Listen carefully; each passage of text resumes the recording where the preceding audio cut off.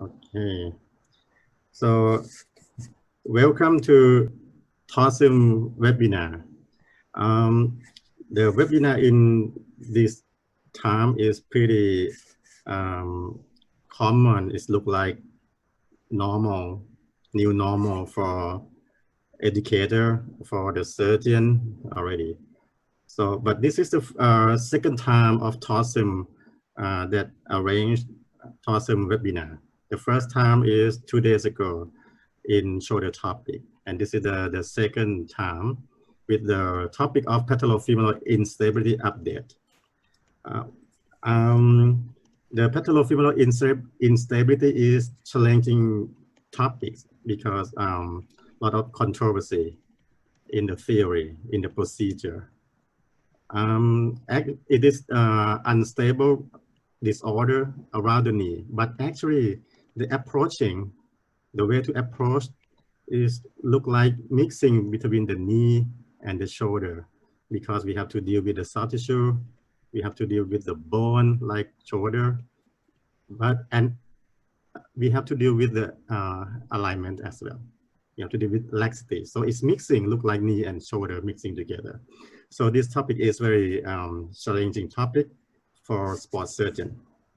We have the 4 topics today. Start with the decision making on treatment of the recurrent patellar dislocation by Associate Professor Thanatev, and follow with the MPFL reconstruction by Dave Lee from Singapore, followed by tibial tubercle osteotomy by Assistant Professor Natapon from Ramatipudi Hospital, and finally torticoplasty by Dr. Sachin from Pune, India. I would say these 3 procedures are going to cover about 90–95% of the surgical treatment of the patellofemoral instability. Okay, so I think this is the time for start the first topic by Dr. Thanatev. Dr. Thanatev is a sports surgeon, knee and shoulder surgeon working in Chulalongkorn Hospital, one of the biggest hospital and one of the biggest program of the training program of orthopedic in Thailand. But before your talk, I would like to see the attendees. What kind of attendees we have today? So let's start with the before the topic. Let's start with the poll. The first poll. Dr. Ball, please show us the poll. All right. Okay. I'm Dr. Purapong. I'm the co-host, and then I'm going to help organize the poll today. We are going to start from the first question. What is your practice level? So could you please answer? I'm going to give you maybe approximately 15 seconds to answer this one. Okay. From now, we have got 108 attendees today. Okay. I'm going to leave 5 more seconds to go. Okay, could you please try to share our poll, please? Okay, we got 66 at this time from out of 109. Okay, I think we got 68 at this time. I'm going to end the poll at this moment. So the results show that most of our attendees today are sports and knee surgeons who got more than 5 years of experience, following by orthopedic residents, maybe approximately 23%, 16 altogether. And apart from that, the knee surgeon as well, who is going to be like junior consultant, like less than 5 years experience, Dr. Mason. Okay, so pretty good ratio. And we go to the second poll. All right, okay, good. I'm going to ask you, we are going to kindly ask you to know that where you're from. Which region do you currently practice? Thailand, Asia, Europe?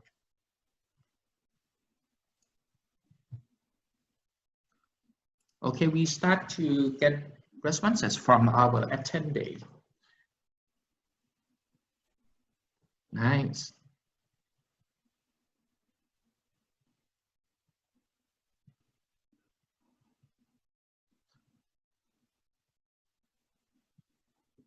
Okay, I mean, I'm going to give you maybe like 10 more seconds to answer this because right now we got more and more attendees at 120 at this moment, Dr. Mason. Yep. All right. Okay.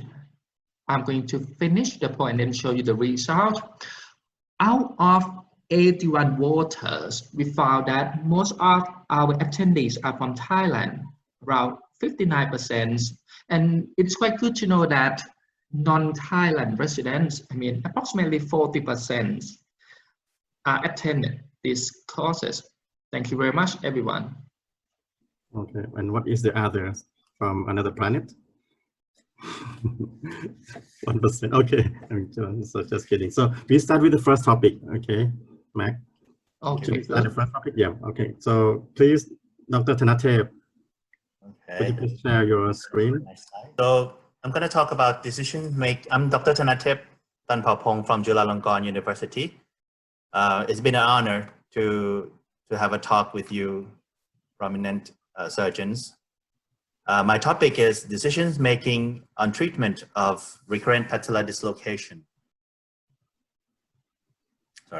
Recurrent patellar dislocations are multifactorial problems, limb alignment, bony, especially patellar and trochanter osseous structure, constraint from soft tissue, both the static and the dynamic. So the clinical evaluations, just history, we have to have history of age, activity, prior treatment, and in my opinion, one of the important history that we have to take is expectations of the patients and all the parties, including psychosocial. Physical examinations, you have to look for overall laxity, malalignment, patellar tracking, of course the J sign, tenderness of the MPFL, and apprehension test. Diagnostic imaging composed of weight-bearing AP, standing long leg AP radiograph, true lateral in 30-degree flexions. You can see trochanter morphology and the patellar height, which have lots of index like instability ratio, backbone peel, pattern de Chong, Merchant view, which can see the patellar tilt and subluxation. CT scan can see the trochanter morphology and can measure the TTTG distance the best. MRI is useful to define associated soft tissue injury and chondral injury in the knee. So according to the lateral, determining the patellar height, which one is the most reliable methods? Recent paper from Valhurst, 2020, said instability ratio is the most reliable methods comparable to CT scan. Okay. And I think this is an important, interesting paper from 2009. They do RIP score, which doesn't resemble rest in peace. It's a recurrent instability of the patellar score. It can tell us that if the patients have first-time dislocations, what is the rate of recurrent instability in 10 years?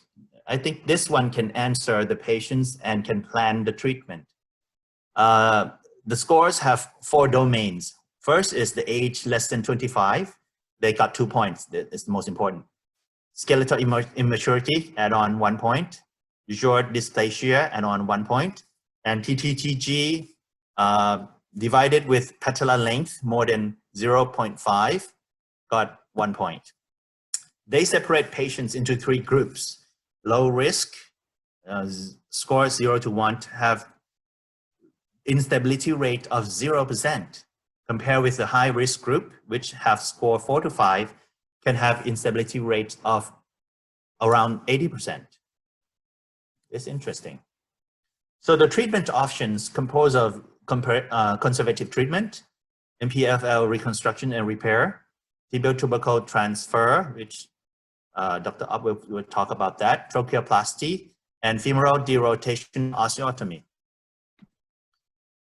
From the grade of recommendations in 2016, 16, all of the procedures are still graded C, which means that they have no best or no good enough procedures that can run over all the to treat all the patients.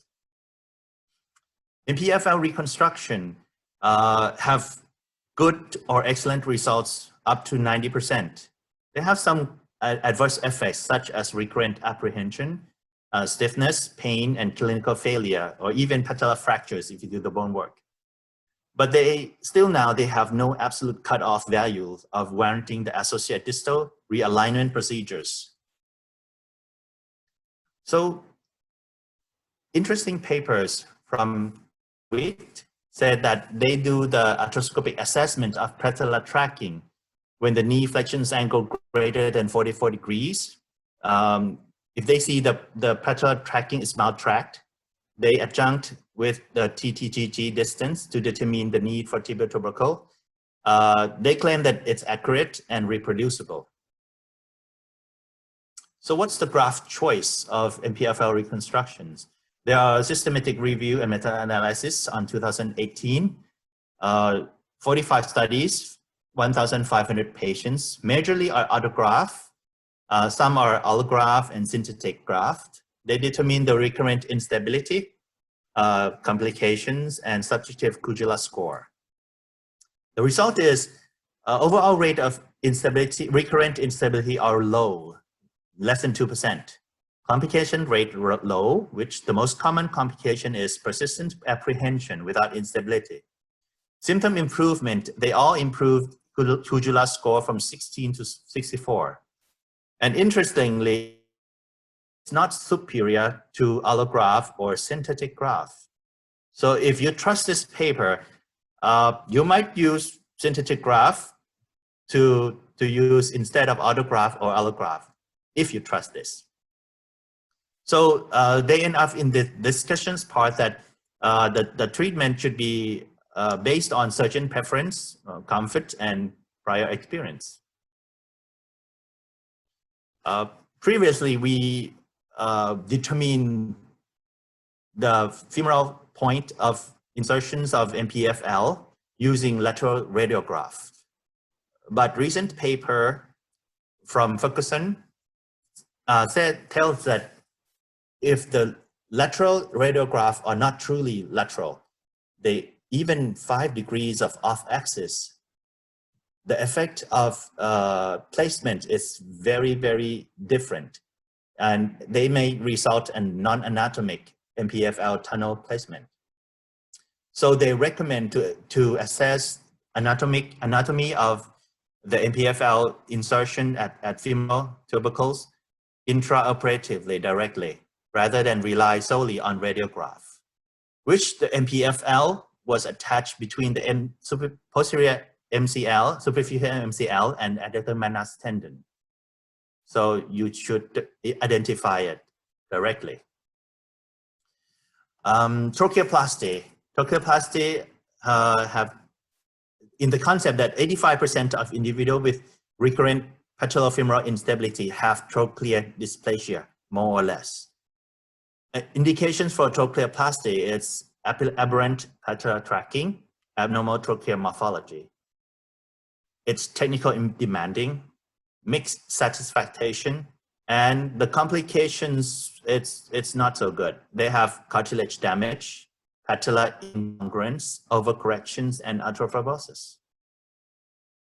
Osteotomy will determine 3 independent anatomic risk factors, such as excessive femoral anteversion, excessive external tibial torsions, and genuine valgum. Femoral derotational osteotomy will be done with the excessive femoral anteversion more than 20 degrees if the patients fail soft tissue procedures, and they might done as an concomitant corrections with the soft tissues. Tibial tubercle transfer, if you do only isolated medializations, the PF joint will be more constrained, so they prefer to do anteromedializations. They have complications, both the hardware and the proximal tibial fractures, and it's contraindicated in skeletal immaturity. So, as we know that if the TTTG is more than 20 millimeter, we prefer to do tibial tubercle transfer. But the question is, if it's less than 20, there are papers that run that. They have done the tibial transfer when the patients even have TTGG between 17 to 20, combined it with MPFL reconstructions. The result is the patients who have done tibial transfer combined with MPFL reconstruction in the TTGG distance between 17 and 20, they have improved significantly all the scores, the Lisholm score, Hujula scores, and ICIDC scores. In patients with skeletal immaturity, non-operative treatment should be the mainstay. We can do surgery in such specific conditions, such as coronal alignment more than 10 degrees, and the patients still have 12 months of growth anticipated. Surgeons can do hemiepiphysiodesis. Rotational malalignment could be done if they can do femoral derotational osteotomy. And MPFL procedures should be non-anatomic stabilizations to avoid physeal injury. So, from my review, the mainstay of decision making are still not changed. If the patients have patella alta, we do distalizations. If TTG more than 20, we do medializations of the TT. If they have patella tilt, they do lateral release. Dr. Natapan will take part of these. MPFL injury or deficiency of MCFL, we do MPFL reconstruction, and then Dave will give a deeper talk about that. And the patients with trochlear dysplasias, type B and D, they do groove deepening. Type C, they do lateral facet elevations and recessions of the wedge, and Dr. Sachin will give a talk about that. And the last part, if the patients have excessive tibial torsions or femoral anteversion, we do rotational osteotomy. So we let this talk. Thank you.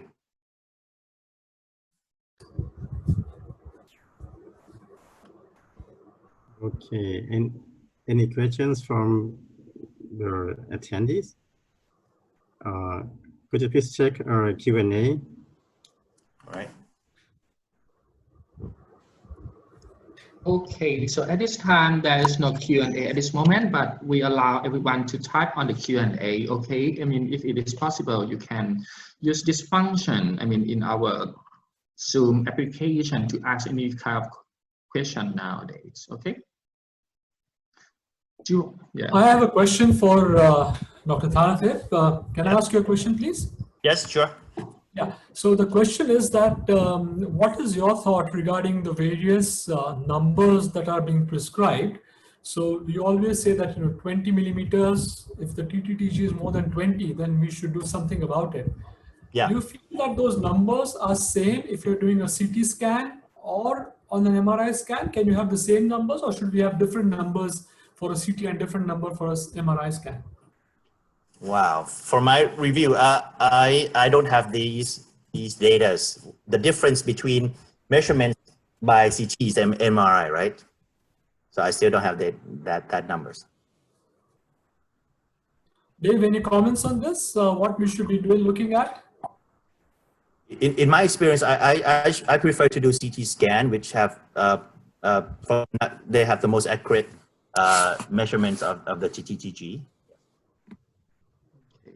So, Dr. Thanathip, actually, we got the poll. We can play with the poll if you want to. Do you want me to show up the poll that what is the favorite investigation from maybe others people might got any more idea? Okay, so this is the poll. Yeah.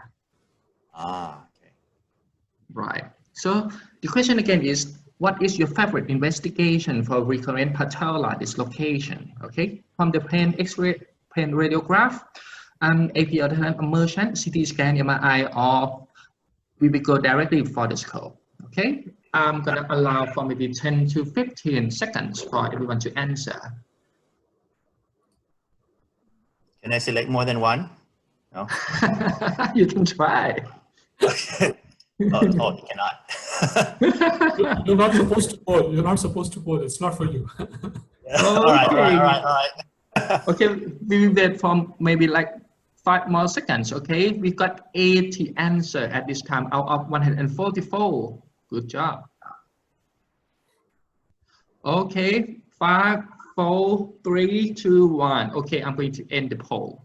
All right, the answer show that most of our surgeons prefer for CT scan. And apart from that one, followed by MRI and plain film, the AP, lateral and merchant veil. Okay, what do you think, doctor?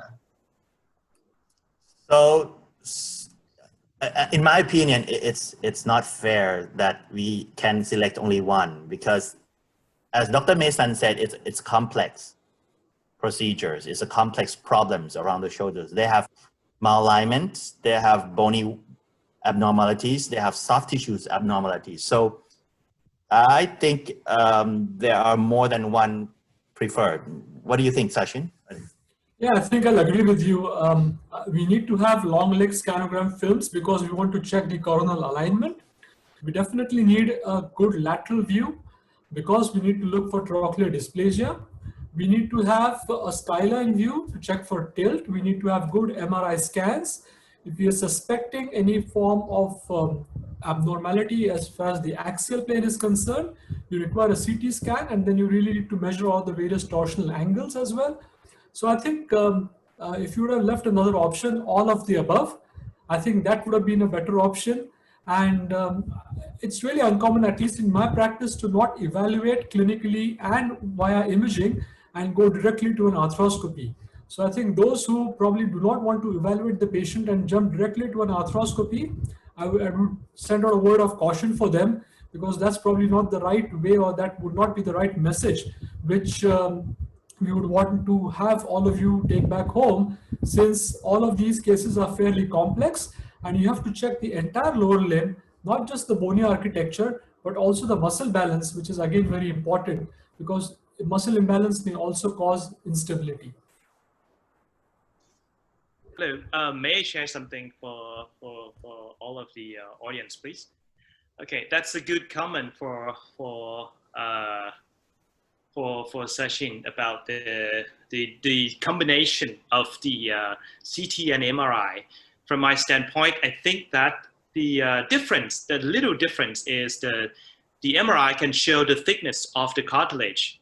If you have some groove that is not in too much difference, the TTTG value will be the same. But if you have the high thickness and very good thickness of the cartilage, sometimes the measurement of the TTTG from CT scan and MRI can be a little bit different. But the other thing that I would like to mention is that the position of the knee. When you perform the CT scan, you perform the MRI scan, the best angle of the knee flexion angle is about 30 degrees will be recommended for my study, because I think that if we just only let the patient in the straight leg, there's the patella will not engage into the trochlea. That is a comment. Thank you. That's a great comment, and I think to just add to it, we don't have comparative data between CT and MR, but I think as far as TTTG is concerned, if you want to measure TTTG on MR, then you have to take a lower value of about 14 millimeters as the higher limit, and on a CT you can take up to 20 millimeters as the higher limit. So these small differences will make a difference, and the important thing here is that all of us work with very good radiology colleagues, and you have to ensure that you insist that they have to take the values correctly, because otherwise you'll end up with wrong readings, and if you end up with wrong numbers, then you're probably doing the wrong procedure for that patient. Yeah, correct, right. Yeah. May I ask out of the panelists about the availability of the superimposed imaging in your hospital? Like, honestly speaking, in my hospital, there is no technology for doing superimposed imaging.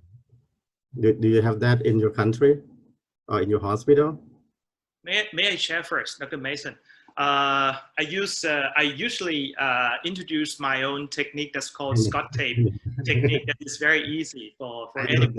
I follow you as well, but how about Chulalongkorn Hospital? You have superimposed technology? No, I don't think we don't have it. Dr. Sachin? So I think what we normally use is that I always insist that the patients get a DVD of the CT scan, and then you have to use a simple program like Osirix and do the measurements yourself. So especially TTTG and axis or torsional calculation, it's better that as an orthopedic surgeon or a sports surgeon, you should do these measurements yourself, or you sit with your radiologist and you train them how to take these measurements. So we've been lucky that we have worked with 2 or 3 radiology people who are really good, and they really give us good TTTG measurements. But for calculation of the torsional deformity, I do that myself. And whenever I suspect, I will sit with the CT scan, take 3 films, put them on each other, and at a click of a button, you can really get all your values really well. How about Dev? We don't have the Osiris because we didn't get the software. So I usually measure it myself. Some of the radiologists do it when they get the report. The only thing I can say about CT and MRI is that I usually get an MRI for almost all patellar dislocations. And the reason is because there's a 10% incidence of osteochondral lesions that sometimes you might not be able to see on an X-ray. So I usually get an MRI.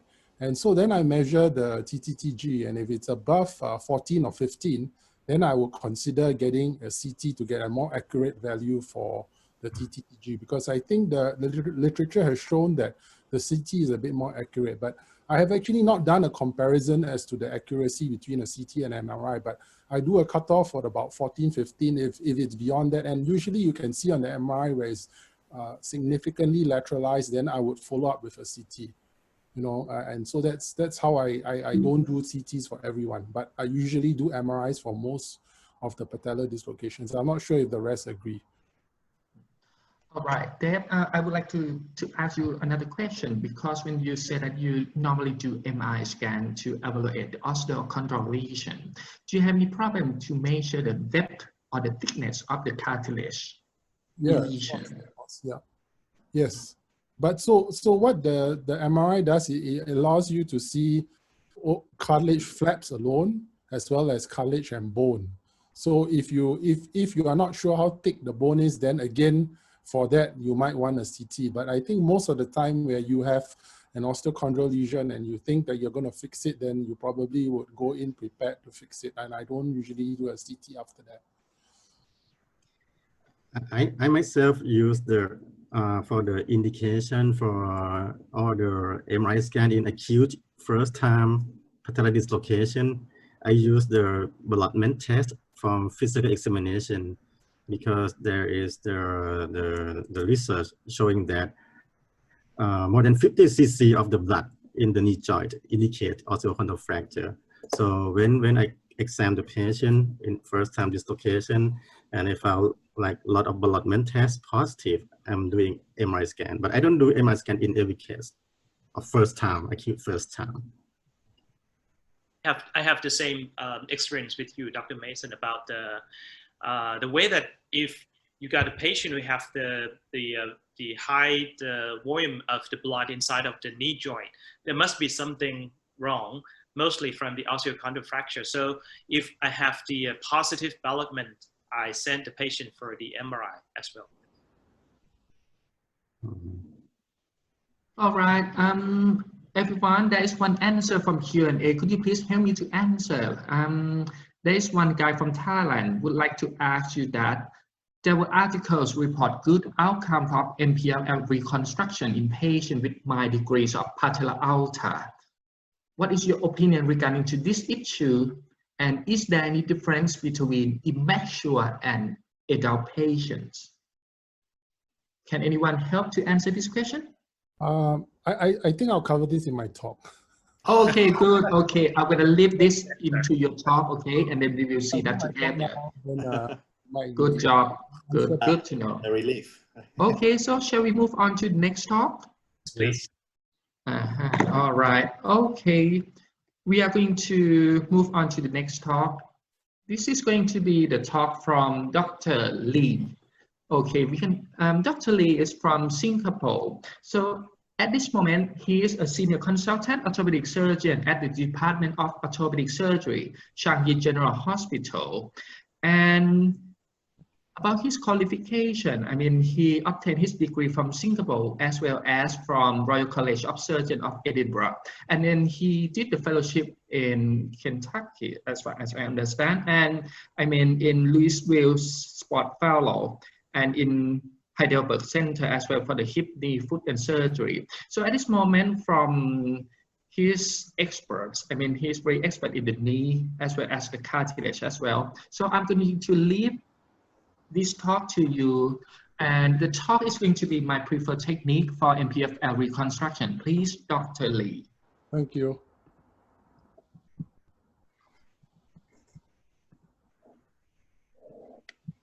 I'm going to share my screen. So good evening.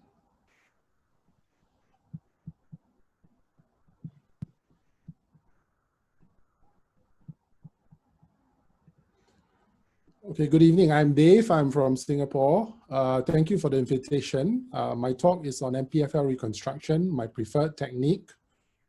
I have a lot of friends in Thailand, and once again, I'm here. Thank you for the invitation. The last time was in 2016 in TOSSM in Hua Hin, and then the TOA meeting in our course meeting in 2017. And that's with Mason and Natapon after a run and then playing tennis with Ekovitz. So hope to go there again in December, hopefully. So the scope of my talk is what is the MPFL, the MPFL surgery itself, and then the evidence for MPFL surgery, the indications, technical pearls, and then the question on patella height, and then MPFL surgery results, So I have 3 questions here. I'm not sure you're going to put up the poll. Okay, yes. So the first one is, how often do you perform an isolated MPFL reconstruction for patella surgery? So this just a simple poll so that we know what would the choice be in most cases, or what is the incidence of doing an osseous reconstruction? Okay, so could we have the results?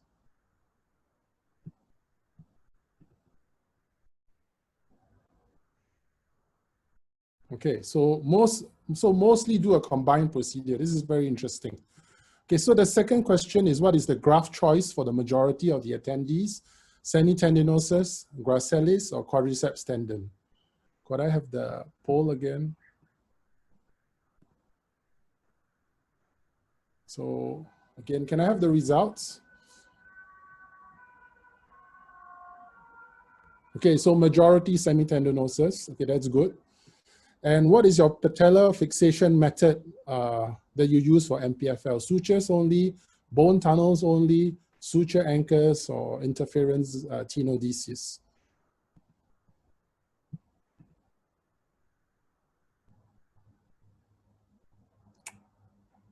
Okay, could we have the results, please? Okay, so it's a mix between suture anchor and interference screw. So in summary, the majority of the attendees do about more than 50% isolated MPFLs using a semitendinosus with either suture anchor or interference screw. So that's quite, very conventional. Okay, so what is the MPFL? So it's a strong band of medial retinacular tissue, about 46 to 64 millimeters in length, about 30 millimeters wide. Lies in the second layer of the medial soft tissue, consists of 2 bundles, oblique bundle and then a more inferior straight bundle. Connect Schottler's point between the adductor tubercle, which lies between the adductor tubercle and the medial epicondyle of the femur, to the superior medial patella.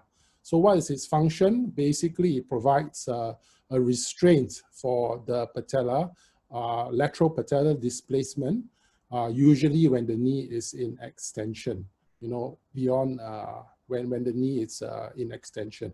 It's also an indirect dynamic stabilizer of the patella.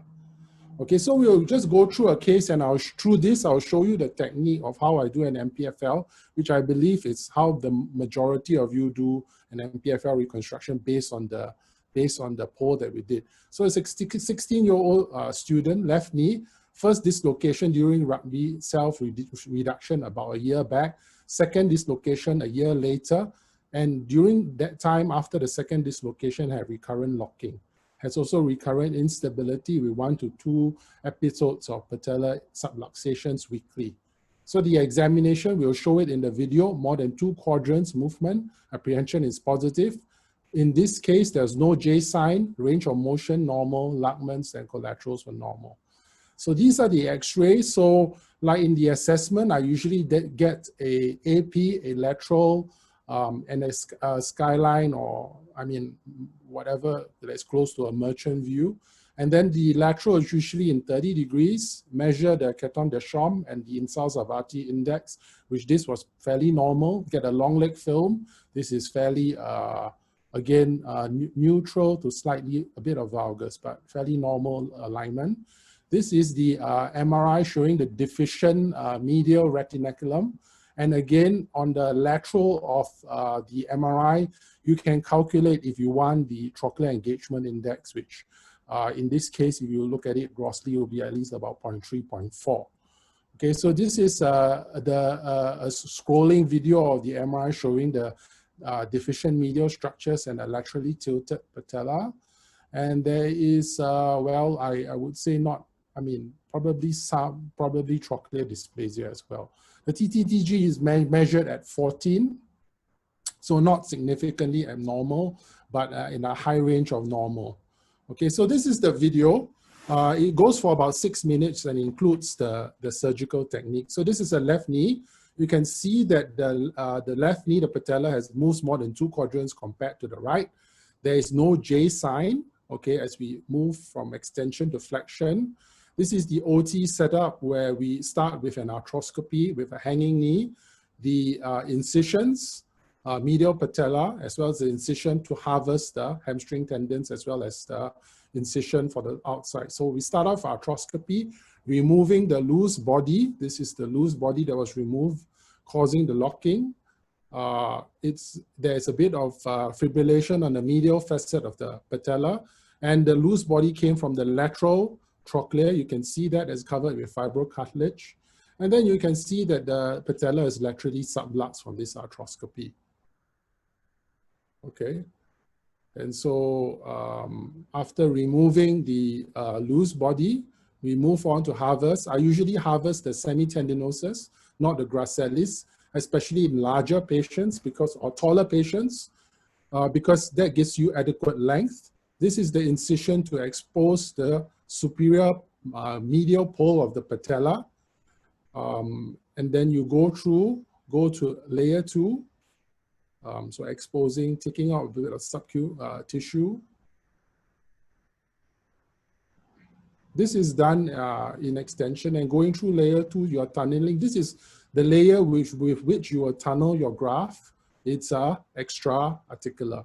It's extra-articular. So you tunnel it, and this is the track with which you would pass your graft through in the later, in your reconstruction. Okay, so this is positioning so that we can put our anchors on the patella. So I usually put a Holman to show me the depth. This is a 2.4 mm guide wire, which I will place in the superior medial aspect. This is placed 1 cm apart on the superior medial aspect. And so these 2 clamps are showing the equator, showing where the superior aspect and inferior aspect of the patella is. And I check it on the image intensifier. This is a reamer, 4.5 mm reamer. And this is reamed to a depth of about 12 to 15 millimeters. Okay, and then you will insert the graft. This is a 4.75 composite interference screw that brings the graft in and locks it into the socket they have created, and bringing the second limb of the graft into the other socket that you have drilled, and back up with just tying it onto the limb of the suture. Okay, and so this is the insertion with the incision that you see, and then we set up for a image intensifier view, trying to get a true lateral, which sometimes can be difficult. Well, we try to do it, and then identifying Schottler's point, which is just above Blumensaat's line and along the length, or just above the length of the posterior border of the femur. And then after passing the guide wire, you ream, and then you would then pass your graph that you have through layer 2 that you have created, and then you bring it into the tunnel, the femoral tunnel that you have drilled. Okay, and so this is the part that I usually spend a bit of time. I don't do a full exposure. I usually use the image intensifier. I put in the guide wire prior to passing the tendon into the femur, because sometimes that can be a bit more difficult as you do it in a later stage with a smaller incision. And then you bring it across. Okay. And I think it's important at this point to pay attention to the degree of flexion with which you fix your graph. Okay, so the graph is just brought into the femoral tunnel.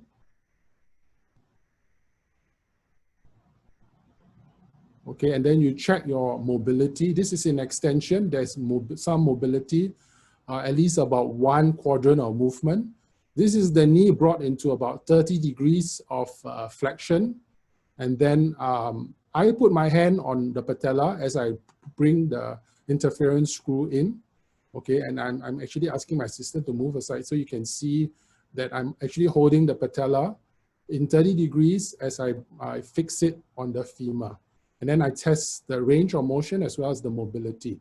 So in extension, after fixation, you should have about 1 quadrant of movement. And so this is a rescope picture. Initially, that one showed lateral subluxation, and this is after reconstruction. And you can see that this same rescope shows it's restored into it's what we think is its usual position. Okay, then I'll close off the medial incision with which I access layer 2. This is repairing the VMO.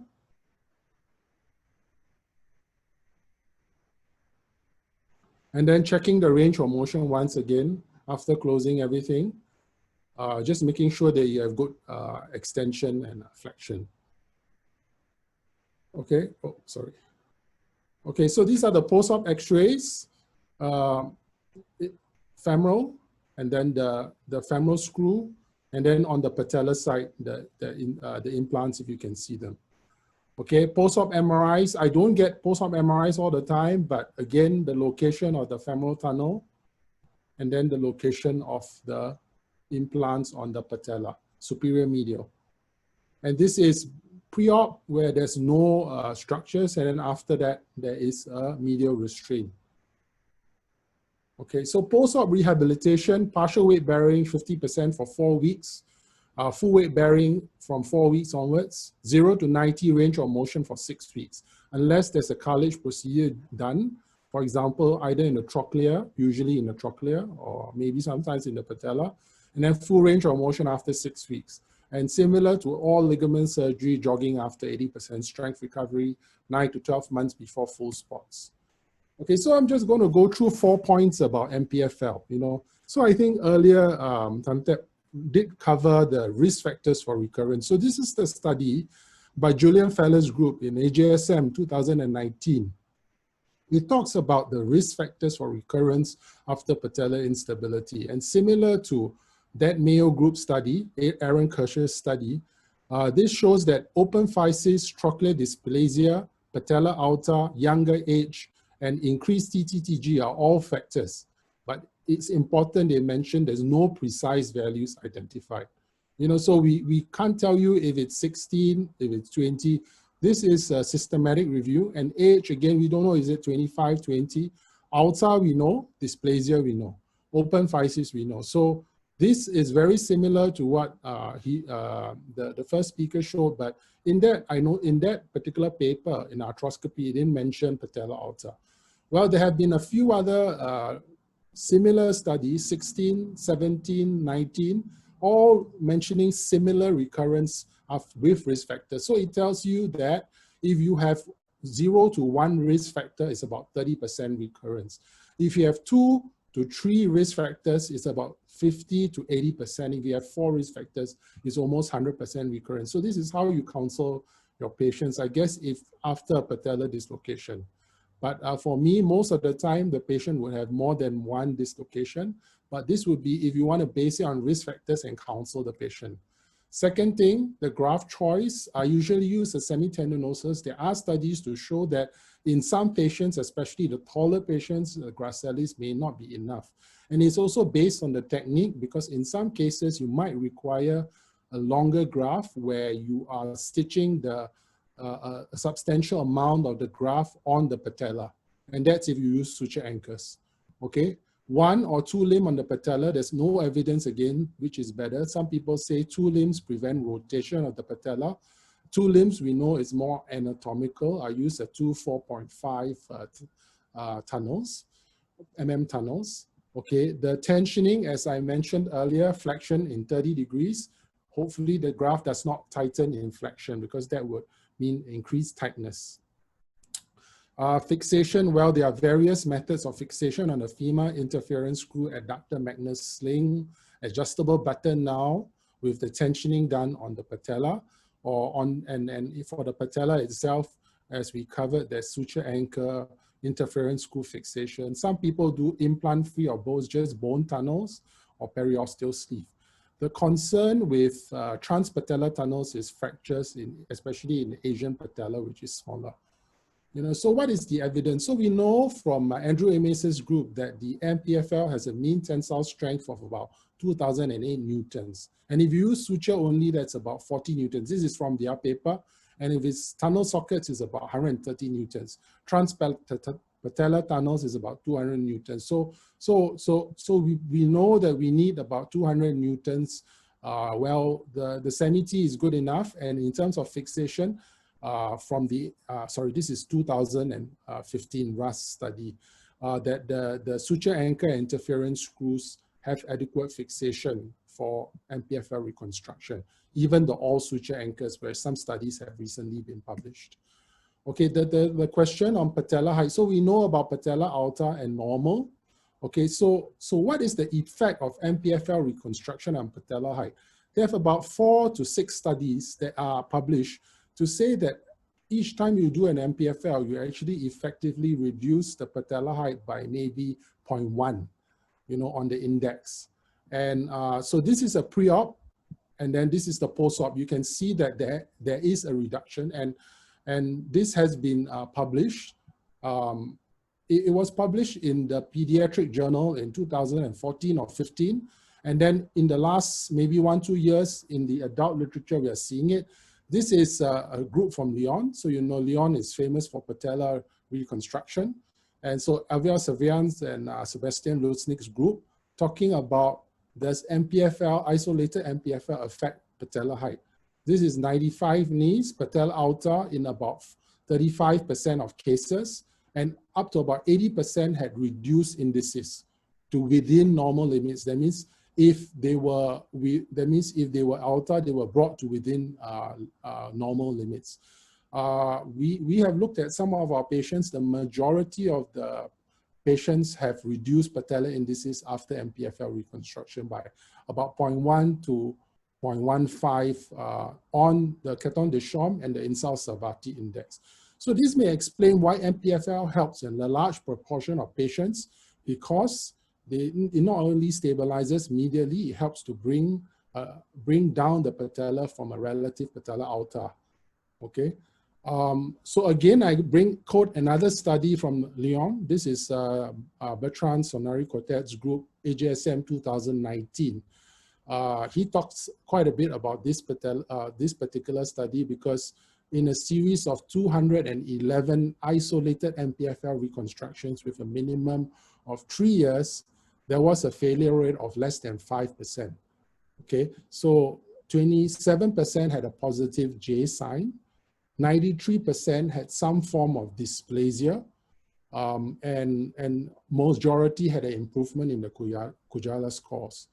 You know, so what they identified was two operative risk factors for failure: patella alta of more than 1.3, and the preoperative positive J sign being the risk factors for failure when you do an isolated MPFL reconstruction. So these two studies goes to show that MPFL, I mean, the two studies they have quoted, Avia Servian's paper and Sonori Kotet's paper, show that MPFL does have a significant role in a large part of the patella instability patients, and both their studies help to explain perhaps why.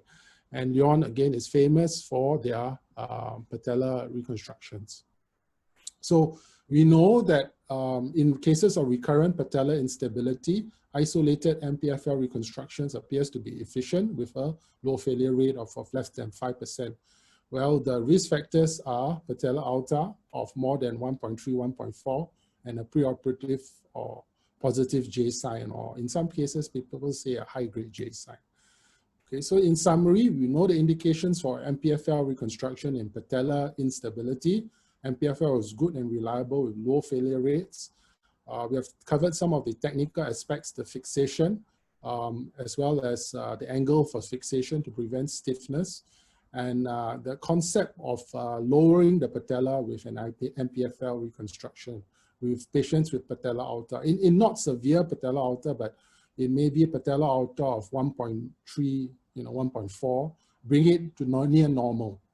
Okay, thank you. Again, these are pictures from, I think, TOSSM 2 or 3 years ago. Hope to see you all in UPCAS in December. Thank you. Thank you so much, Dave, for a very nice and smooth talk.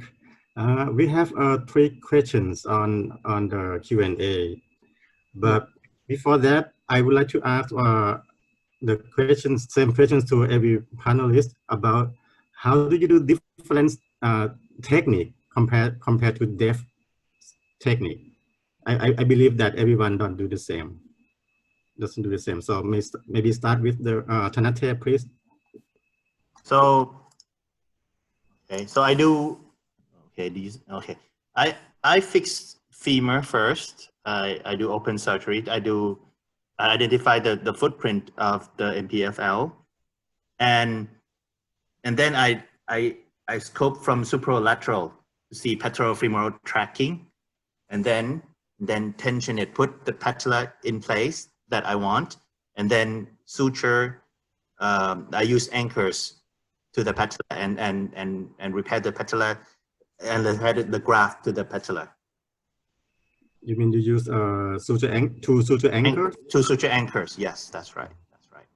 But I fix femur first and then patella later. And the way to identify the femoral insertion is you seeing. Yes, that's right. Directly. I don't use fluoroscopy. Combination. Yeah. Okay. And how about setting the tension position? Pretty same.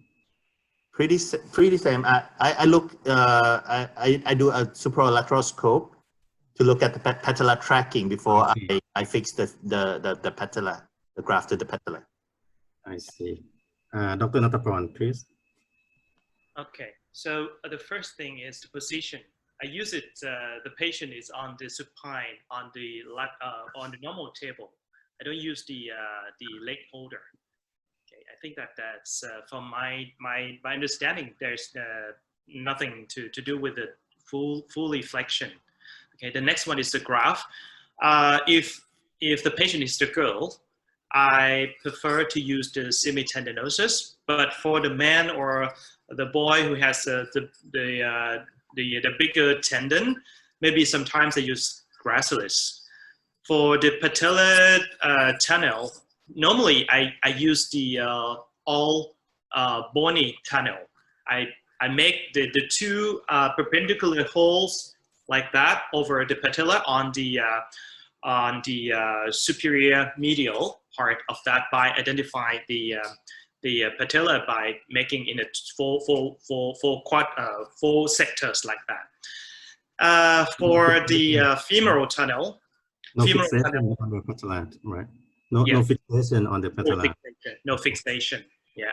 And for the femur, I usually use the image intensifier to make sure that I am on the right positions as they've done. Position of the fixation is the same, but I try to put the scope inside of the knee joint when I tension over the graph, and like ask the assistant to hold the graph without fixation, and then move the patella and see how the patella movements, it is on track or has any residual JSI or not, and then fix it with the 30 degrees flexion. Yeah, that's it. Without tension or with tension? With tension. With tension. tension. So totally different from Dev. Dev doesn't use little tension. Let's say like that. Okay. It's it can move. It can move. Yeah. I see. Okay. So Dr. Sachin, please. For me, I think it's again supine position. Graft choice is in the mature skeleton. I choose the hamstring tendon. In the immature skeleton, I use the quad tendon. Then as regards fixation on the patella, I will use 2 suture anchors, usually 2.8, either titanium or all suture anchors.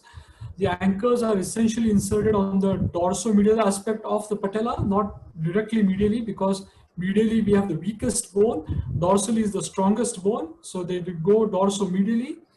Repair of the graft first to the patella, passed underneath layer 2, and then the graft is sutured as a double tail construct and then fixed in the femur with an interference screw.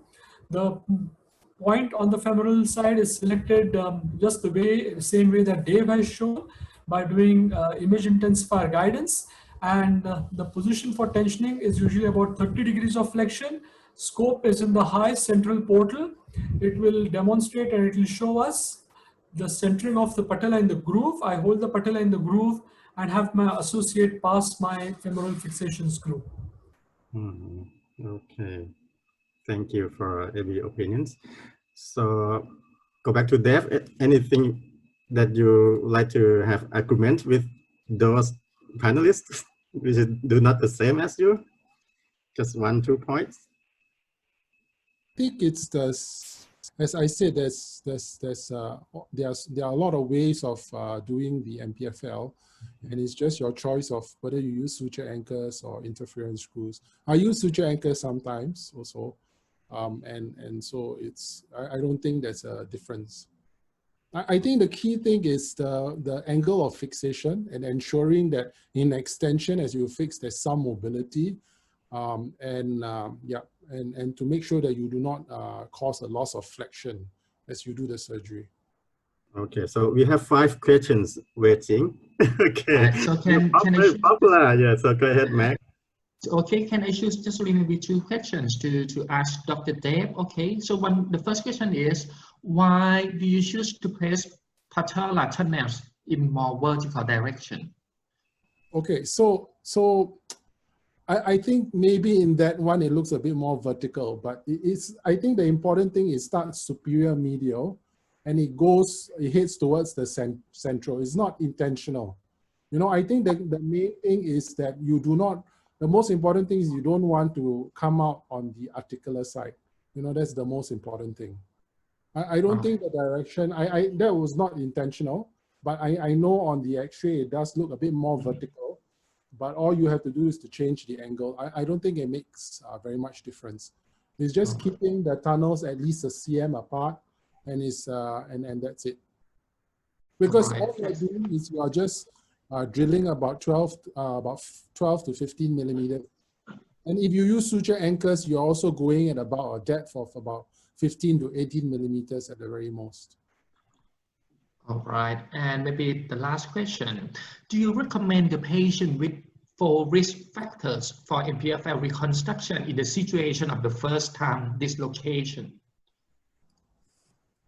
So if the patient has 4 risk factors. Exactly, and then, he got just really the first time dislocation.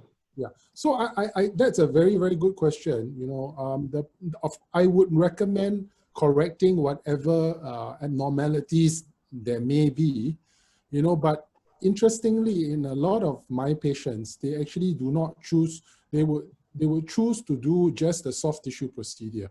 You know, in some cases, I will offer a combination of a tibial-tubular osteotomy with the MPFL, you know, and there would be patients to just attempt just doing the MPFL, you know, and they, I mean, I would assume that some of them would still have some recurrent apprehension, but they are happy, you know, but I think that with whatever risk factors you have there, you should attempt to correct it. And I think the next talk by Natapon and Sachin talking about osteotomy and tracheoplasty, if there's a need to correct the osseous abnormalities, it should be.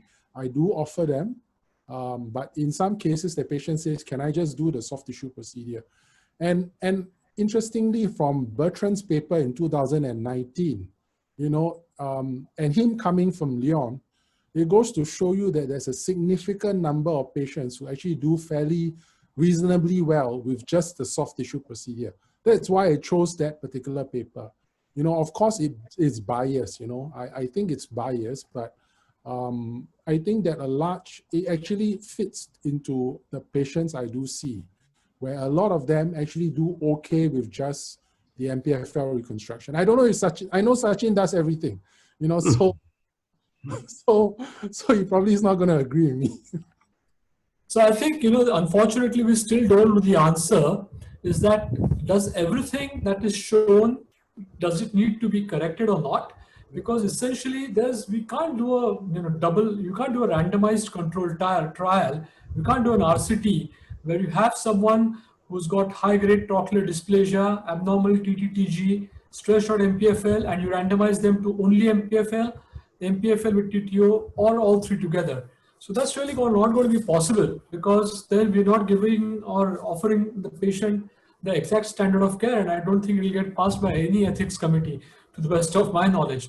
So because there's so much of overplay, it's probably got to be a very balanced decision with a good conversation with the patient, your assessment of you know, the patient's clinical condition, the demands, as you know, Dr. Thanathe did speak in his first talk, that you need to really understand the psychological factors which are very important, and then you need to base it on good imaging to really decide what will do well, only MPFL alone, or you need to add something to it. Sorry, can I just add something to exactly what Sachin said, which I did emphasize, which the other reason why I chose Huntington's paper in AJSM 2019 is because they said that there's no values that can be, that they can specify for each of the risk factors, meaning they cannot specify a TTTG value or an alter value or a trochlear dysplasia. Is it you must do a B, C, or D, you know, or even A, you know? So I think that is the current issue, and some people are pushing the envelopes, and I think they are seeing that patients are doing still okay. Yeah, I hope that answers the question. Thank you, thank you.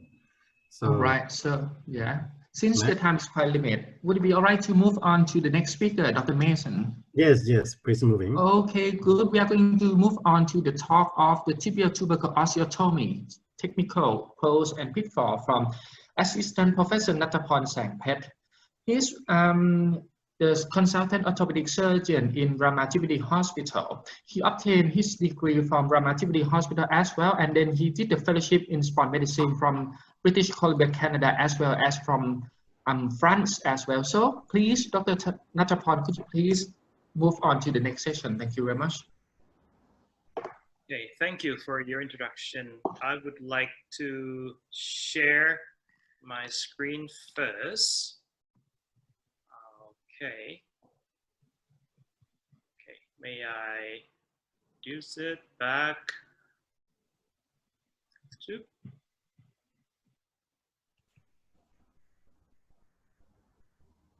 Wait a second. Oop.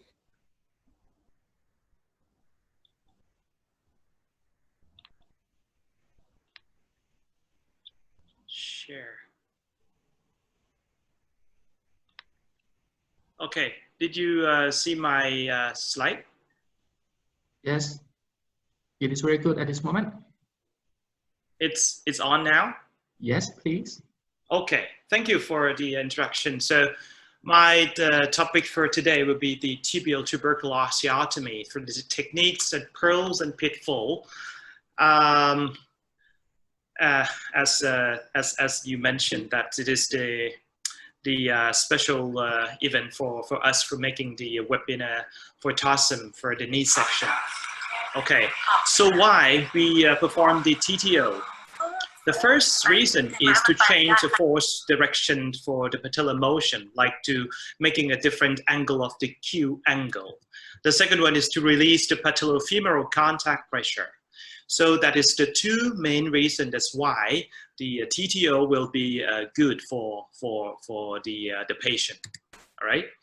The things to keep in mind is that any factors that affect the Q angle. The first one is the genu valgus. The second one is the lateral tibial tubercle. The third one is the tightness of the lateral retinaculum. That's three mains are from the coronal abnormality. And the last two, it will be the femoral anteversion and external tibial torsion. That's also the rotational deformity. So from my understanding, and also the previous speaker already addressed, that there's no just only one procedure should be done. So as well, TTO alone is not sufficient and may need more procedure to do, like the MPFL or either like the tracheoplasty. Okay, the techniques of the tibial tubercle osteotomy, they has been first addressed by Marquet in 1963. That is the anterioralization TTO. What is anterioralization? Anterioralization means you lift off the tibial tubercle, and the indication is the patellofemoral pain from the PF joint OA. The contraindication of this technique, if the patient has the malalignment of the patella, you cannot do this. But the backside of this technique is the bone chip of the tibial tubercle is just only 8 by 15 mm. It's very, very small. And the thickness of the iliac bone graft that has been interposed between the fragment is 2 centimeters thick. That is, make the difficult for the skin closure and have some problem of the skin necrosis. The next one is the medialization by Emsley-Dillier in 1964. This technique mainly for the patellofemoral instability and the lateral maltracking, but they improve the better bone cut by increase the dimension to 4 to 6 cm, and the thickness determines how medial they need. The next one is the anterior medialization addressed by Fulkerson in 1983. From this picture, you see that there has been the cut of the bone in oblique way. It is the combination of the Marquet and Emsley-Dillier. The indication will be the failed conservative patellofemoral pain and PF instability as well. In the case of the patellar chondral wear, it should be useful. And as I mentioned, it is the oblique cut from the anteromedial to posterolateral direction. The last one is distalization. From various, I say various artists because myself, I have my own technique for making that. The main purpose is to correct the patella alta or high riding of patella, to make the upper patella engages the trochlear groove earlier.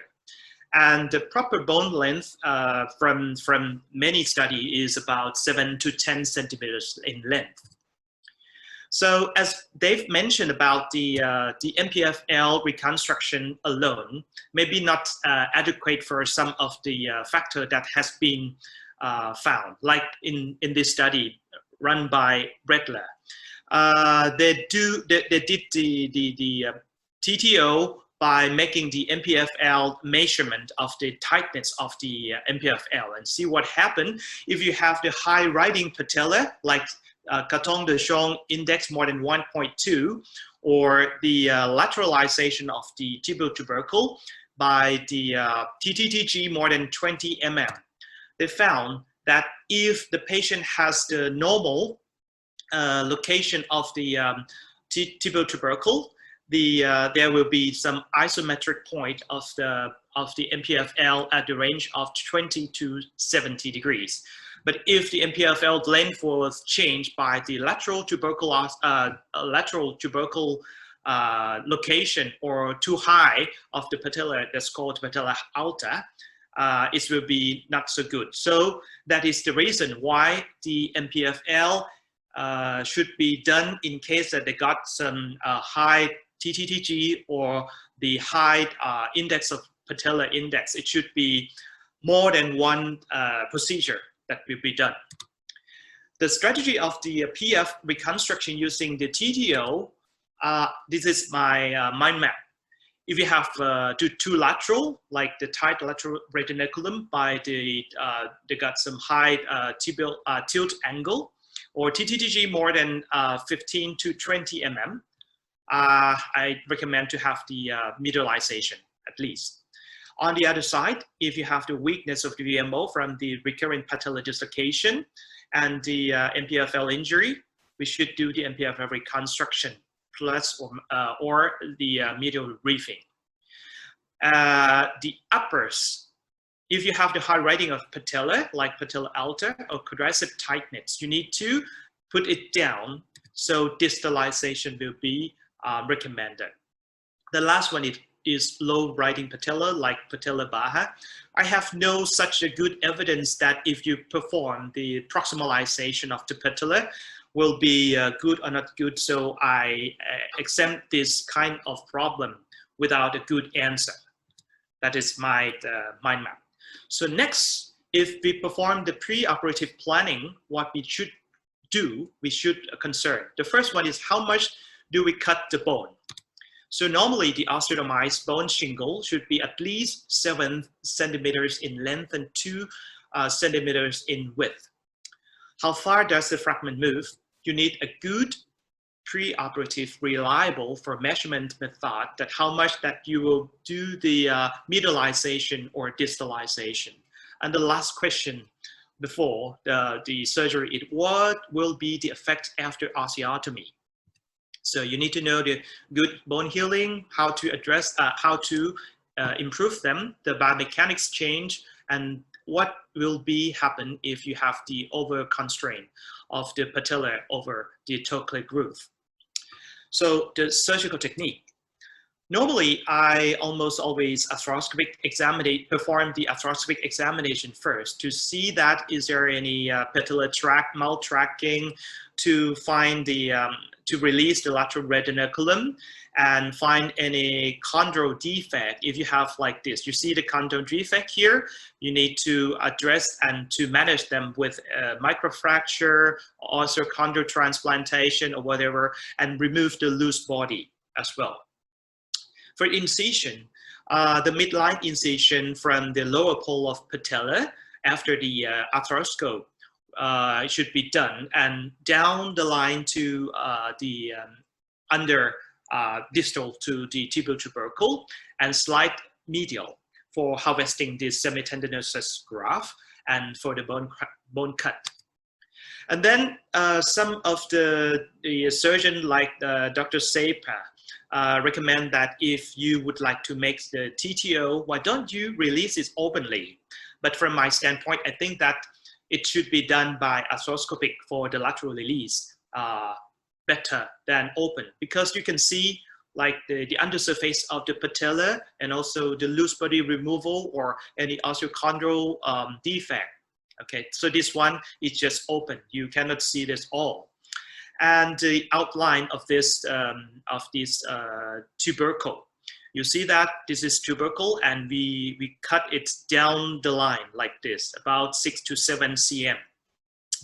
So this is the technique that's to make the better bone healing back by dissecting this IT band. After you perform the lateral release, you can use that the IT band to augment over the lateral surface, a bare area of this tubercle after cutting.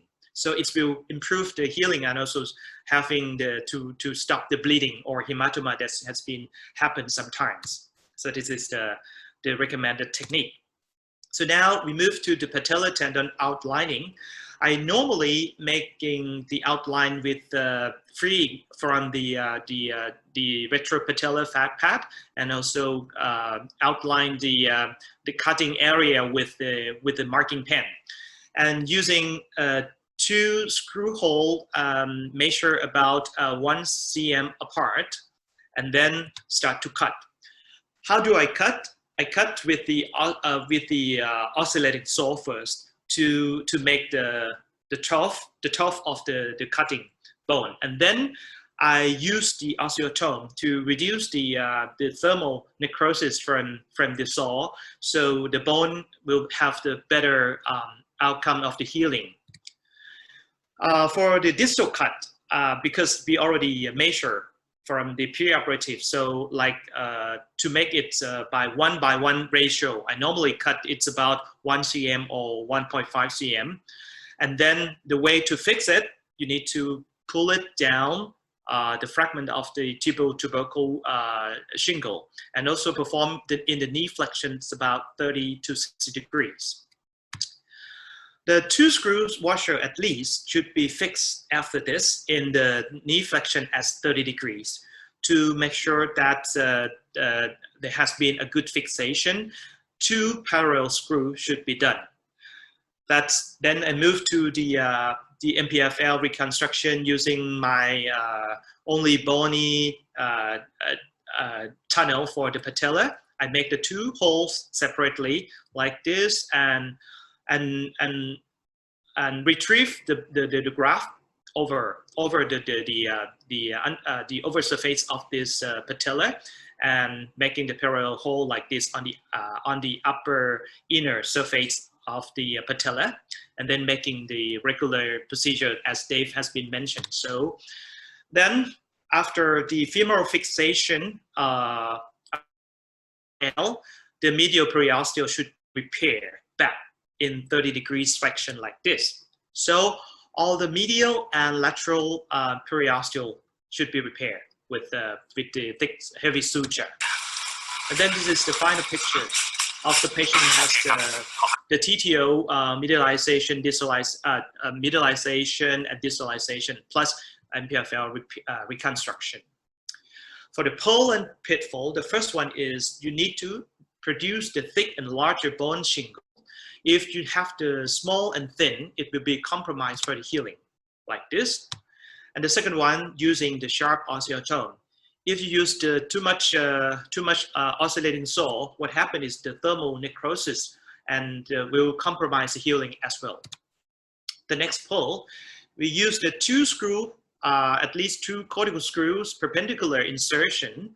The pitfall is that if you have just only 1 screw or inadequate fixation will be a problem. And the recommended location of the screw will be superomedial. And to avoid the periosteal stripping, and if you strip them, you need to repair them back and prolong non-weight bearing for 4 to 6 weeks like this. And try to avoid the obese patient and smoker. If you have that patient, you need to keep in mind that there will be some of the risk of non-union or delayed union. This is the size and the number of the screw has been published by Warner in arthroscopy. They say that 2 or 3, no matter, is okay. And the size 3.5 to 4.5 is okay. So you can use at least 2 screw, And after you have the good fixation, like in this picture, the patient who have the large osteochondral fragment, and after I perform the MPFL reconstruction plus the TTO distalization, medialization, you see that there has been a good bone healing like this. The next pull will be If they have the balance PF tracking, you use the lateral release. And also, if you release too much, it may have some pitfall of injury to the meniscus. And to preserve the distal medial soft tissue, if you have the normal patellar height, and you just do only medialization. And the pitfall would be if you have to have too excessive medialize or anterialization, it will be the over constraint. For my post-op care, normally if I have the patient, I send them for have the PT before the surgery, because you know that VMO is very weak. You need to improve the function of VMO before.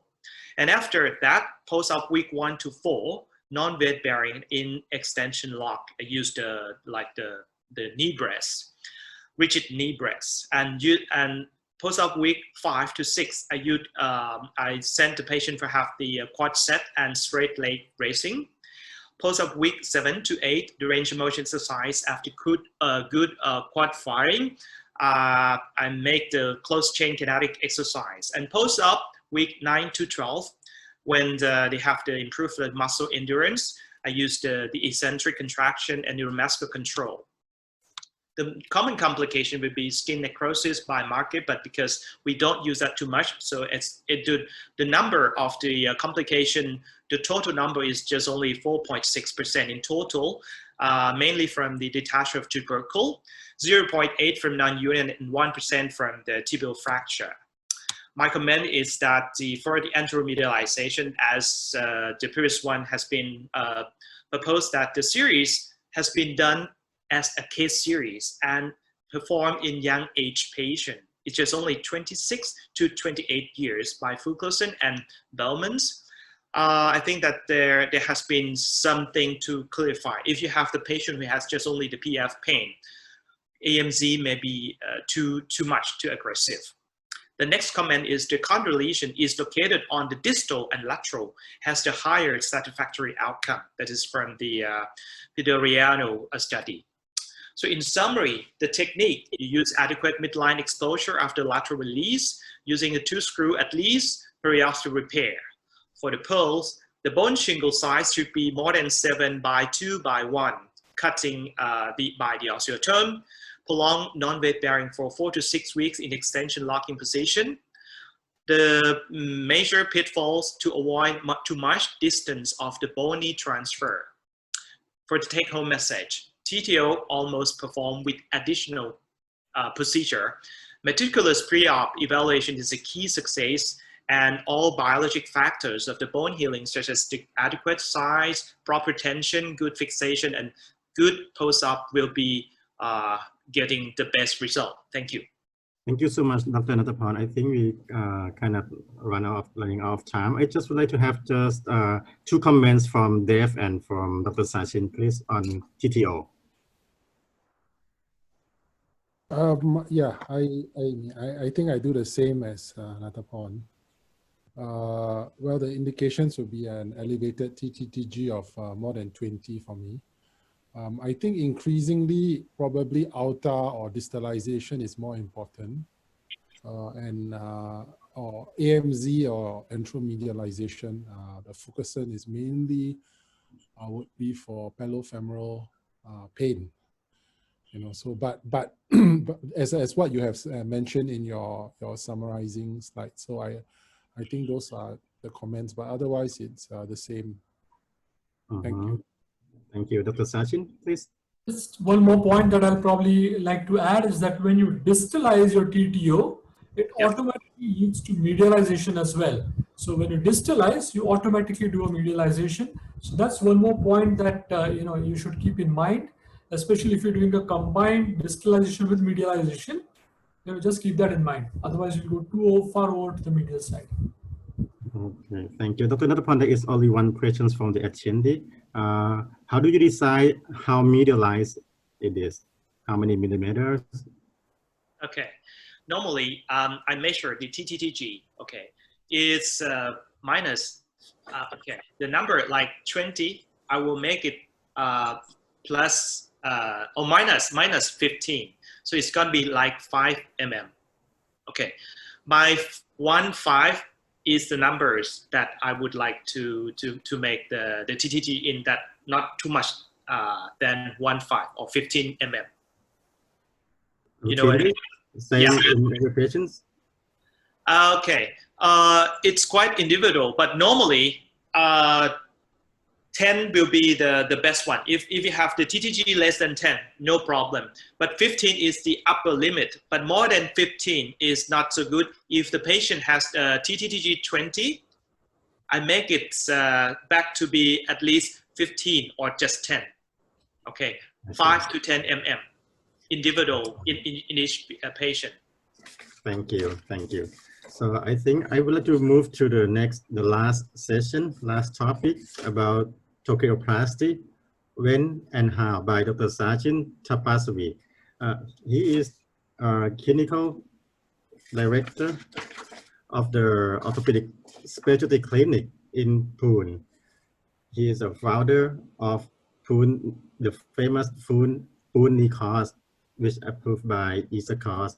He has big fellowship program for adult reconstruction surgery. He has 4 fellowships every year. So if one of our fellow would like to observe him, this is a good chance for contact him for observing his practice. So please, Dr. Sachin. Thank you so much, and thank you for the kind invitation. I'll be speaking on tracheoplasty today, when and how. And I think what's important to understand is that this is not a very commonly performed operation. Tracheoplasty is important because as we start moving the patella into more and more deeper amount of flexion, the MPFL is responsible for about the first 20 degrees of flexion, but beyond 20 degrees, the bony constraints take over, and it is essentially the trochlea that really matters, that pushes the patella in the groove properly. So that's a view from a superior portal where you can see that as the knee starts flexing, the trochlea starts deepening, and it deepens from proximal to distal, and that's how the patella will engage in the trochlear groove, which is really what we want to achieve. And if this bony support is lost, then we have serious instability patterns that need to be sorted out properly. So if you look at this very good study that was published by Lisa Arndt's group from North America, they showed that most of the common age group to have a patellar dislocation was in the mid-second and the early third decade. And when you classify or you break down these factors, you're more likely to have patella alta and trochlear dysplasia as a part of most of your dislocations in varying degrees of severity. And of course, if you have either of these two, then you're more likely to land up with a primary lateral patellar dislocation. So trochlear dysplasia will be present in almost about 84% of all your patellar dislocations. And what we mean by trochlear dysplasia is that the medial side is hypoplastic and the lateral side is hyperplastic. And that's the essential difference. You have a hyperplastic lateral side and you have a hypoplastic medial side, which leads to the pathology which matters. When you have a trochlear dysplasia, the patella doesn't ride in the center, and slowly and steadily the MPFL gets stretched out, and that requires treatment as well. So how do you understand trochlear dysplasia? And I think we all have gone to a bowling alley, and what we do is that we slide the ball and we knock down the skittles, is what we do when we go to a bowling alley.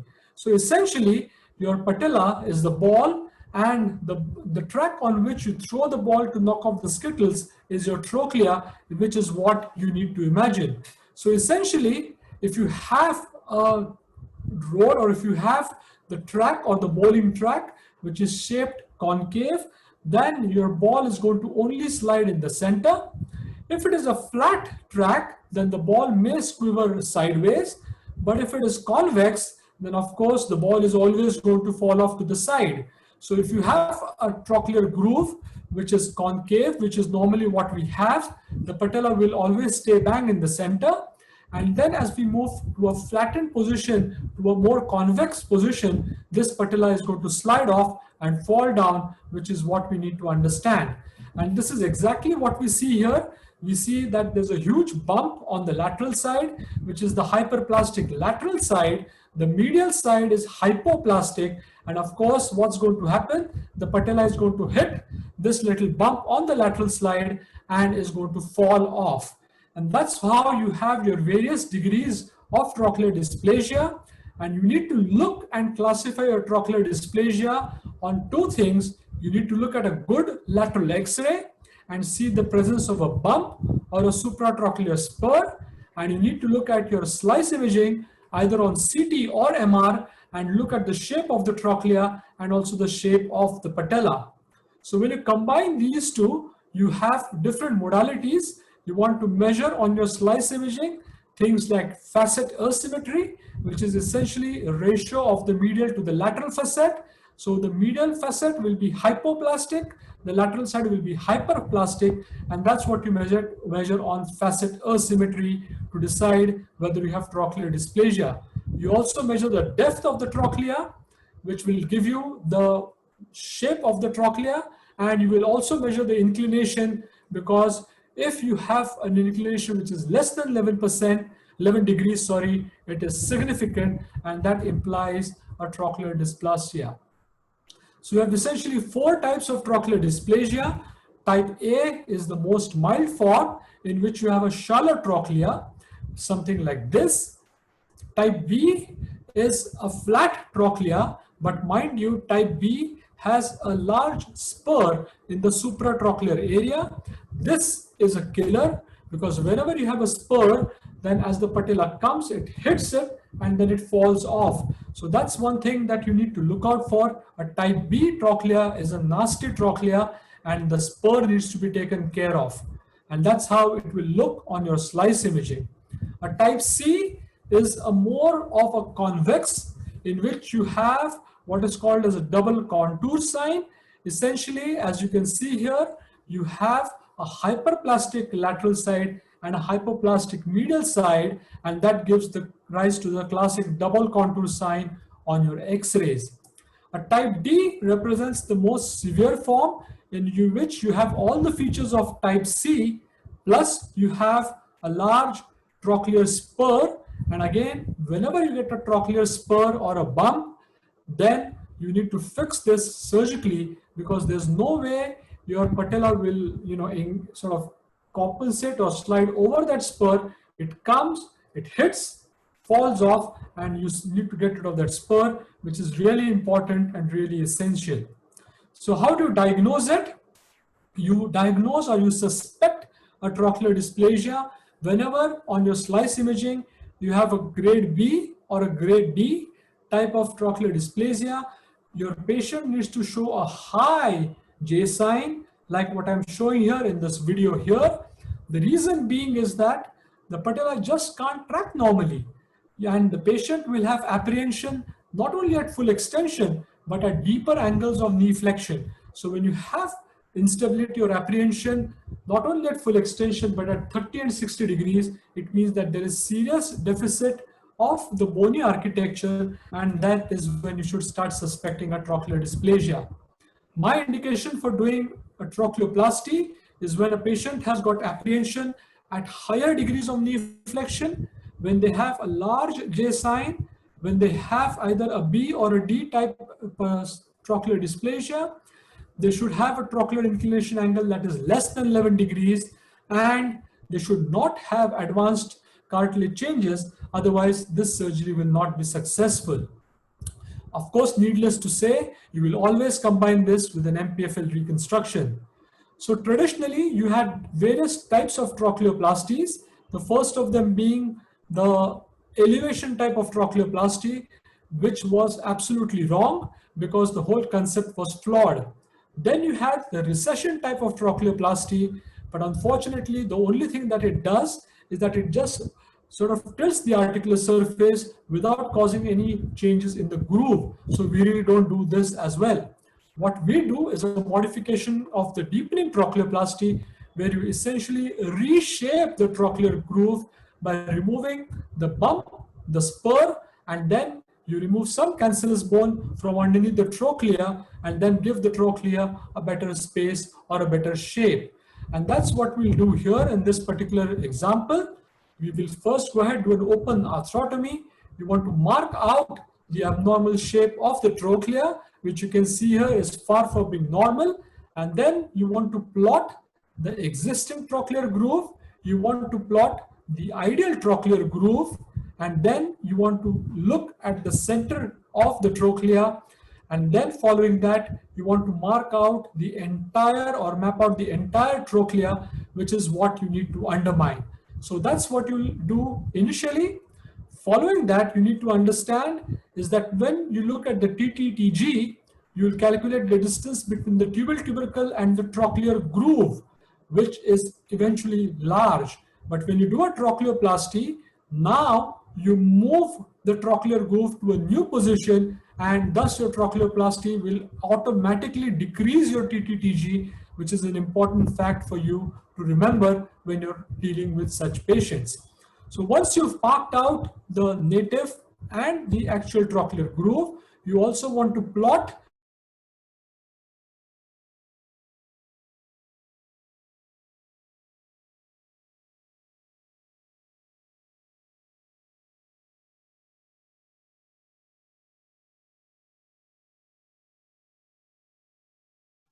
and then once you've taken off the spur with an osteotome, you will remove the anterior wedge of bone, which is quite essential.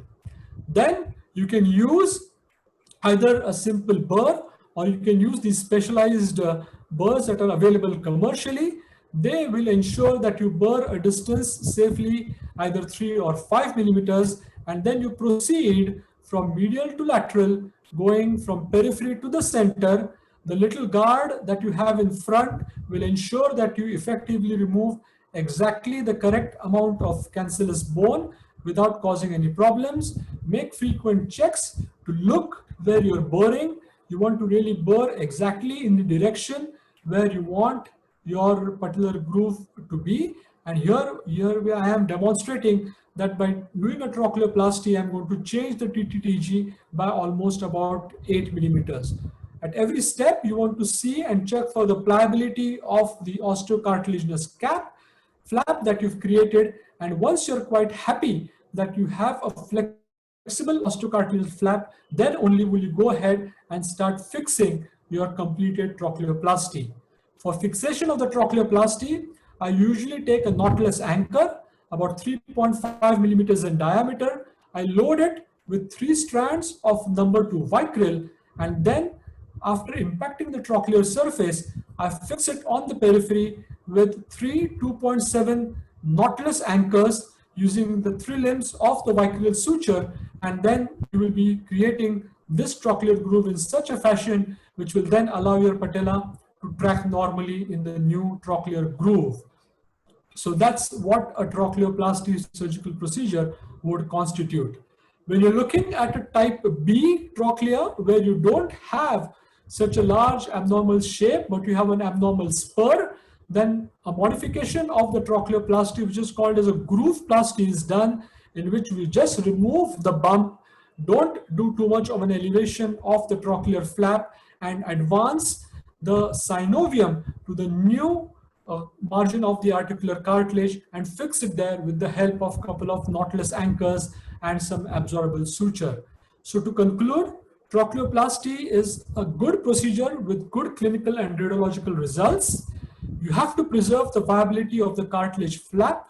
That's really critical, and you should think of it not as a salvage procedure, but actually as a definitive procedure in cases in whom you have serious abnormality of osseous factors of the trochlea. Thank you very much for this opportunity. I thank TOSSM for allowing me to speak here, and I leave the whole paper open for discussion. Thank you so very much. Thank you very much, Dr. Sachin. Very impressive talk. Oh, we see a lot of concepts and example of the nice video. For the panel, anyone would like to have comment on Dr. Sachin talk? Okay, may I have some of the question? Dr. Sachin, for the patient who have the abnormal patellar ridge, do you have any problem with the early osteoarthritis, or you have anything done with the patella as well? So it's really unusual to end up doing a patellar osteotomy, and to be very honest, I have not done any patellar realignment osteotomy. They have been described as to where you can do a seagull type of osteotomy and realign the patella, or do a flexion osteotomy of the patella, but I have no experience of doing patellar osteotomies at all.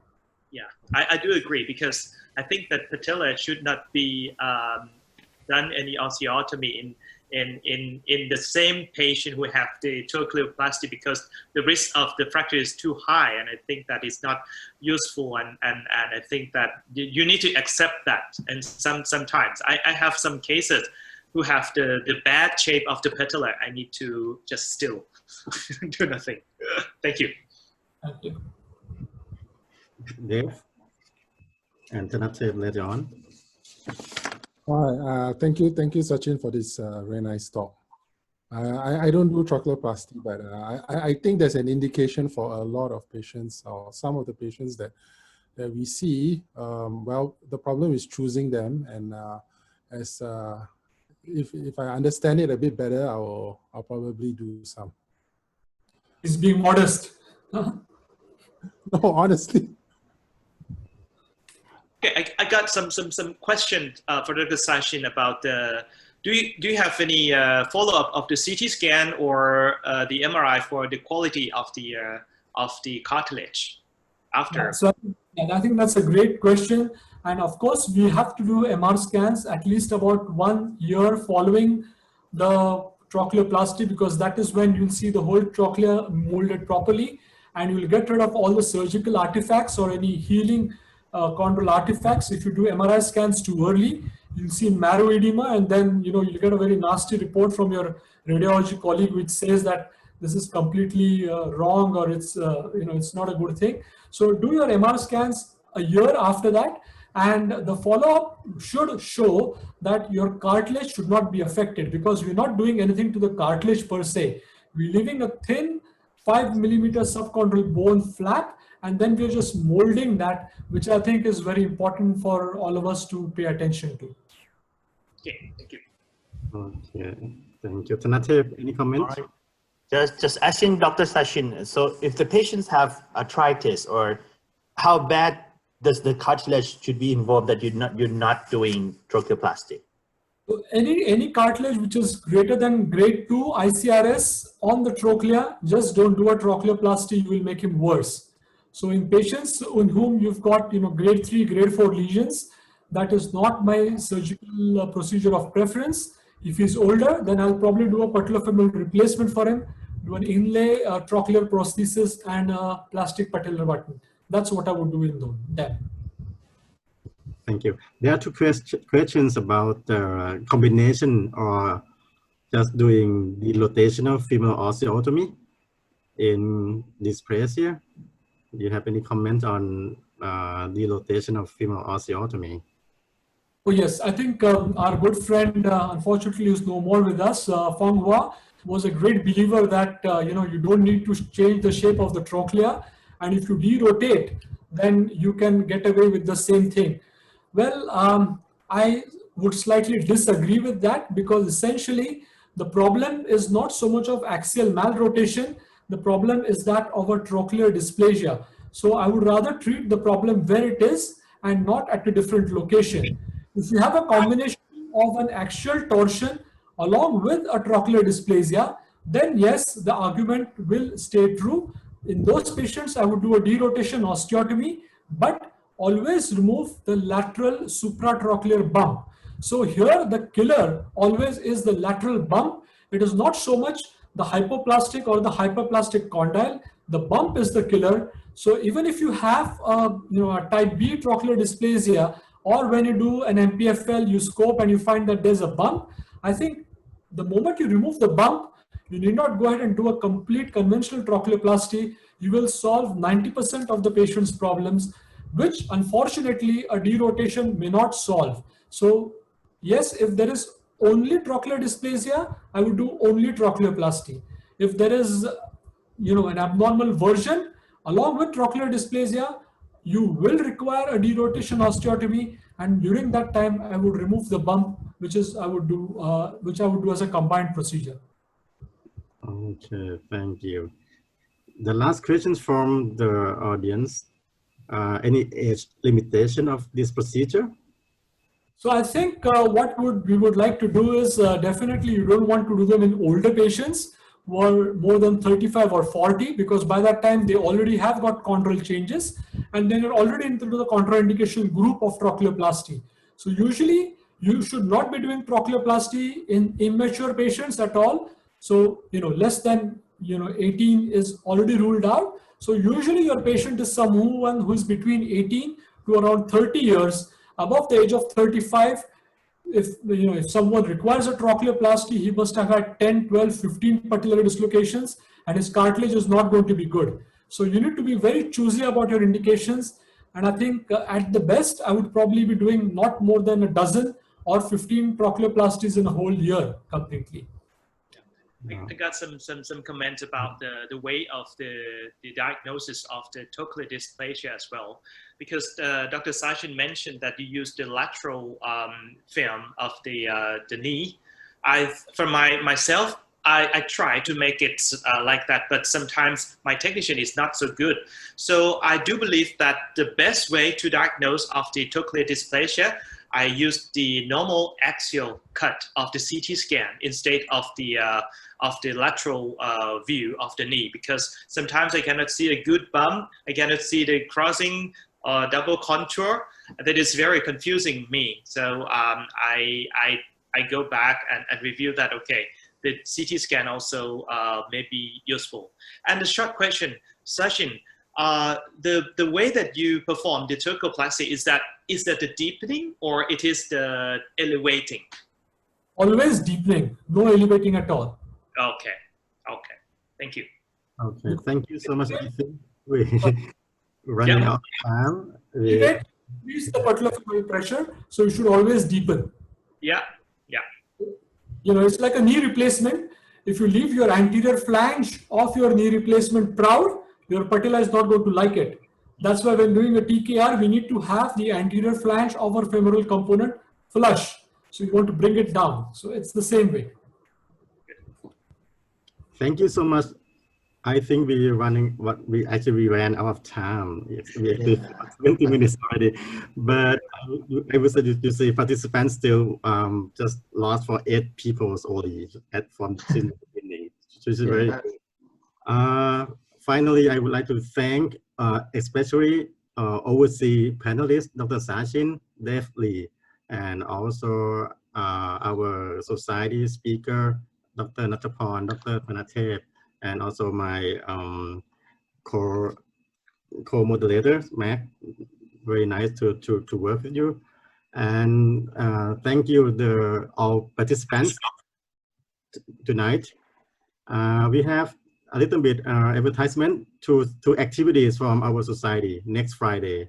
It is a pain around the hip, right? Next Friday webinar as well. And the end of the year activities, TOSSM and AdCast combined meeting 2 to 4 December, 2nd to 4th December. And don't forget to evaluate the form for webinar tonight. Okay, so have a good night, everybody. Thank you very much for your time and for your effort. Thank you so much. Bye-bye. Have a good night. Bye-bye. Thank you very much.